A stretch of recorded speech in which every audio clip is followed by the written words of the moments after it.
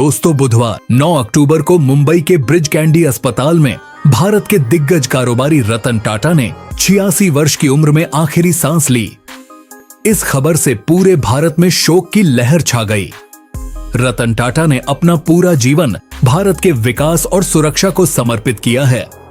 इन्होंने व्यवसाय के क्षेत्र में काफी ऊंचा मुकाम हासिल किया है, जिसके लिए पूरा हिंदुस्तान इनका शुक्रगुजार है। आइए जानते हैं रतन टाटा कौन है और इन्होंने व्यवसाय जगत में इतना बड़ा नाम कैसे कमाया। साथ ही जानेंगे उनके जीवन से जुड़ी कुछ ऐसी रोचक जानकारी जो बहुत कम लोग जानते हैं। दोस्तों, घर की रसोई हो या आसमान की सैर, टाटा का नाम आपको हर जगह दिखाई दे ही जाएगा। ऐसा हो भी क्यों ना। आखिर देश के पुराने कारोबारी घरानों में शामिल टाटा ग्रुप में 100 से ज्यादा कंपनियां हैं और लगभग हर सेक्टर में इनका कारोबार फैला हुआ है। फिर बात चाहे नमक, पानी, चाय, कॉफी या फिर ज्वेलरी, कार या प्लेन की, टाटा की हर चीज आपको मिल जाएगी। इस ब्रांड पर वर्षों से भारत के लोगों का अटूट विश्वास है। नमक से लेकर ट्रक बनाने वाले टाटा ग्रुप का इतिहास करीब 150 साल पुराना है। महज 21,000 से शुरू हुआ टाटा समूह का कारोबार आज 24 लाख करोड़ तक पहुंच गया है। लेकिन सफलता का यह सफर इतना आसान नहीं था। इसके पीछे एक शख्स की बड़ी भूमिका रही, जिन्होंने टाटा ग्रुप की नींव रखी। टाटा ग्रुप के गॉडफादर जमशेदजी टाटा ने इस विशाल बिजनेस साम्राज्य की नींव रखी। जमशेदजी का जन्म 3 मार्च 1839 को गुजरात के छोटे से कस्बे नवसारी में हुआ था। उनके पिता का नाम नौशेरवानजी एवं उनकी माता का नाम जीवनबाई टाटा था। पारसी पादरियों के खानदान में नौशेरवानजी पहले व्यवसायी थे। जमशेदजी 14 साल की नाजुक उम्र में ही पिताजी का साथ देने लगे। जमशेदजी ने एल्फिंस्टन कॉलेज में दाखिला लिया और अपनी पढ़ाई के दौरान ही उन्होंने हीराबाई डाबू के साथ विवाह बंधन में बंध गए। वह स्नातक हुए और अपने पिता के व्यवसाय से पूरी तरह जुड़ गए। जमशेदजी टाटा को अपना खुद का बिजनेस चालू करना था, लेकिन उनके पास केवल 21,000 रुपए ही थे, जिससे किसी कंपनी को खड़ा नहीं कर सकते थे। इसलिए उन्होंने सबसे पहले एक दिवालिया तेल कारखाना खरीदा और उसे एक रुई के कारखाने में तब्दील कर दिया। इसका नाम बाद में बदलकर अलेक्जेंडर मिल रखा। 2 साल बाद उन्होंने इसे खासे मुनाफे के साथ बेच दिया। इस पैसे के साथ उन्होंने नागपुर में 1874 में एक रुई का कारखाना लगाया। महारानी विक्टोरिया ने उन्हीं दिनों भारत की रानी का खिताब हासिल किया था और जमशेदजी ने भी वक्त को समझते हुए कारखाने का नाम इम्प्रेसेस मिल रखा, क्योंकि इम्प्रेस का मतलब महारानी होता है। जब जमशेदजी ने नागपुर में कॉटन मिल बनाने की घोषणा के उस वक्त मुंबई को टेक्सटाइल नगरी कहा जाता था। अधिकांश कॉटन मिल्स मुंबई में ही थी। इसीलिए जब जमशेदजी ने नागपुर को चुना तो उनकी बहुत आलोचना हुई। दरअसल जमशेदजी ने नागपुर को 3 कारणों से चुना था। कपास का उत्पादन आसपास के इलाकों में बहुत ज्यादा होता था, ट्रांसपोर्ट के लिए रेलवे जंक्शन भी समीप था और पानी तथा ईंधन की प्रचुर आपूर्ति थी। उसके बाद उन्होंने अपने कपड़ा व्यापार का सस्ता एक्सपोर्ट करने के लिए 1873 में एक शिपिंग कंपनी भी शुरू की थी। इसके लिए उन्होंने लंदन से एनी बेरो नाम के एक जहाज को 1050 पाउंड प्रति महीने के किराए पर लिया। जापान की निप्पोन उसेन कैसा लाइन के साथ उन्होंने टाटा लाइन की शुरुआत की। हालांकि ये कारोबार लंबे समय तक नहीं चला। उस दौर में सिल्क का कपड़ा काफी प्रीमियम माना जाता था। सिल्क उद्योग को बढ़ावा देने के लिए वह जापान चले गए, क्योंकि उस समय में उच्च गुणवत्ता के रेशम कीट केवल जापान में ही पाए जाते थे। उन्होंने जापान जाकर उन सिल्क के स्टोरेज को भारत लाए, लेकिन एक बार फिर उनके हाथों निराशा ही लगी, क्योंकि रेशम कीट भारत के वातावरण में अच्छे से ग्रोथ नहीं कर पा रहे थे। जमशेदजी की कई कोशिशों के बाद रेशम कीट के लिए उनके अनुकूल वातावरण बनाया गया और यह आइडिया उनके बहुत काम आया। इसके बाद जमशेदजी टाटा भारत के जाने माने उद्योगपति बन चुके थे। इसके बाद जमशेदजी ने 4 बड़ी परियोजनाएं लगाईं। इनमें थी एक स्टील कंपनी, एक world class hotel, educational institute और एक जल विद्युत परियोजना। इनके पीछे जमशेदजी की भारत को एक आत्मनिर्भर देश बनाने की सोच थी। हालांकि उनकी जिंदगी में सिर्फ एक ही परियोजना पूरी हो सकी, होटल ताज, जो एक वर्ल्ड क्लास होटल था और उस समय पर भारत पर अंग्रेजों का राज था। भारत में उस समय होटल का बहुत ही महत्व हुआ करता था। तब बॉम्बे में काला घोड़ा क्षेत्र में सबसे प्रसिद्ध होटल था वॉटसन्स होटल। अंग्रेजों की दूसरी कई करतूतों की तरह इस होटल से जुड़ी एक करतूत थी कि इसमें भारतीयों को प्रवेश नहीं दिया जाता था। केवल यूरोप के लोग ही इस होटल में जा सकते थे। एक बार खुद जमशेद जी इस होटल में गए तो उन्हें भी यूरोपीय नहीं होने के कारण रोक दिया गया। बस यही बात उनके दिल में घर कर गई। इसके अलावा बॉम्बे में कोई ऐसा भारतीय होटल भी नहीं था जो यूरोप और पश्चिमी देशों के होटलों के सामने खड़ा हो सके।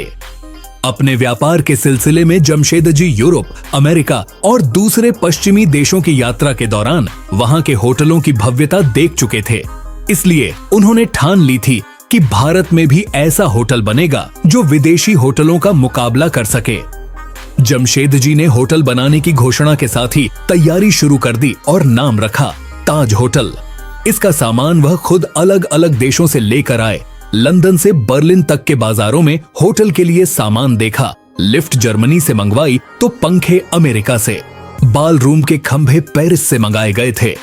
तुर्की बाथरूम और अंग्रेजी बटलर जैसी कई नए सुविधाओं के साथ ही कमरों को ठंडा रखने के लिए कार्बन डाइऑक्साइड बर्फ निर्माण संयंत्र लगाया गया था।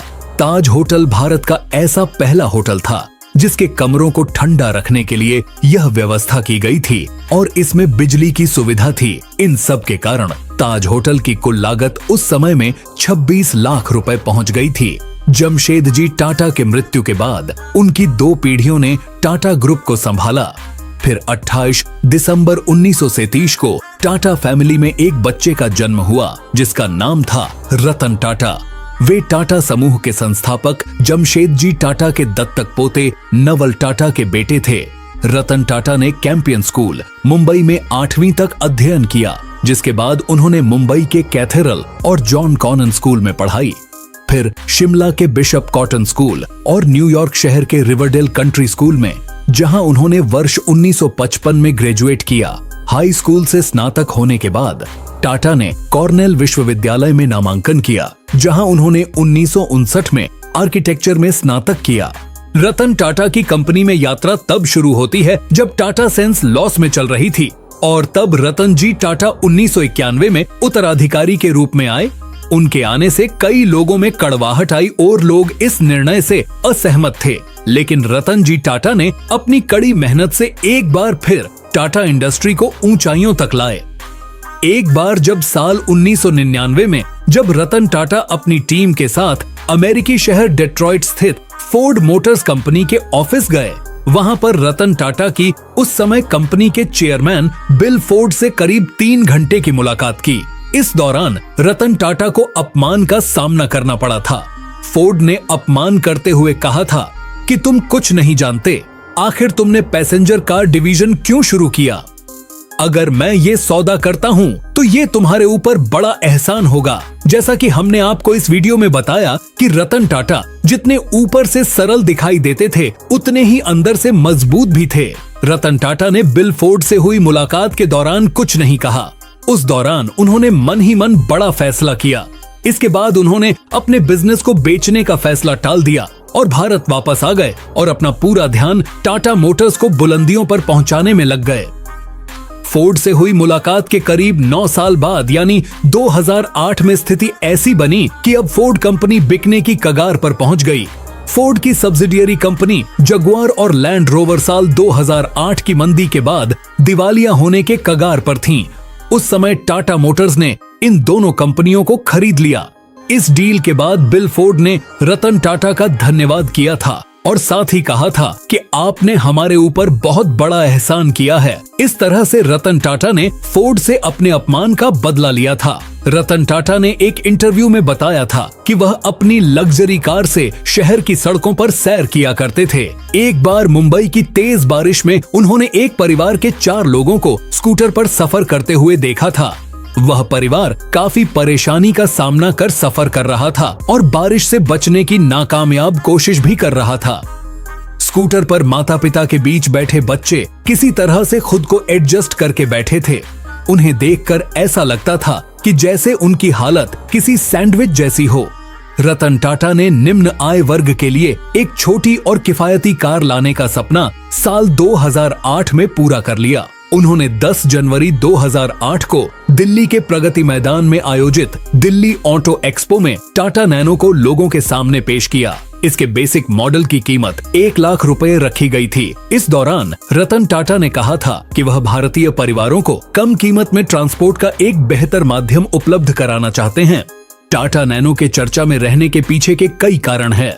जिस समय यह लॉन्च हुई थी उस दौरान किसी भी कंपनी के पास इतने कम कीमत में फैमिली कार नहीं थी। इसे हर वह आदमी खरीद सकता था जिसके पास बाइक खरीदने का पैसा हो। इतना ही, इसके लॉन्च होने के बाद यह कार हर मिडिल क्लास परिवार का सपना बन गई थी। लोग बाइक खरीदने की जदक पर इसे लेने की बातें करने लगे थे। वहीं यह 1 लाख रुपए में कई फीचर्स के साथ आने वाली दुनिया की सबसे सस्ती कार बन गई थी। लेकिन साल 2009 में भारत की सड़कों पर उतरने के बाद इसकी रफ्तार 2019 आते आते बहुत ही धीमी हो गई। हालत यह हो गई कि 2019 के पहले 9 महीनों में एक भी टाटा नैनो की बिक्री नहीं बनाई गई। उस पूरे साल इस कार की केवल एक ही यूनिट बिकी थी। टाटा नैनो की सेल पूरी तरह से गिरने के बाद इसके उत्पादन को बंद कर दिया गया।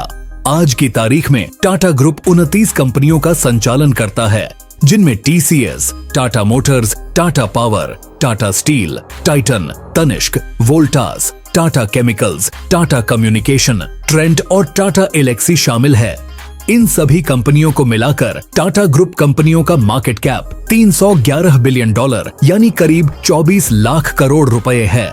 दोस्तों, यह था टाटा कंपनी का अब तक का सफर। आपको हमारी वीडियो कैसी लगी हमें कमेंट में जरूर बताएं और आगे इसी तरह की वीडियो देखने के लिए हमारे चैनल सब्सक्राइब और वीडियो को लाइक कर दें।